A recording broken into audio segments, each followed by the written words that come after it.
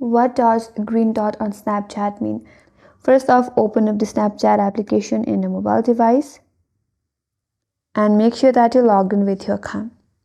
Now, if you navigate at the top right corner, there is a icon with a human with a plus. Tap on it. That will take you to people you may know piece. Here, if you scroll down a bit, you might notice a green dot with the account. So what does that mean? On Snapchat, the green dot typically indicates that a friend is currently active on Snapchat.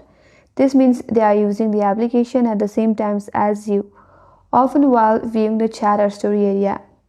This can be a helpful way to know when someone is available for quick replies or active engagement. The green dot feature is a part of Snapchat's focus on promoting real-time interaction.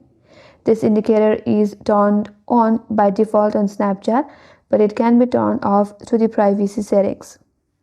So that is what the green dot in Snapchat means.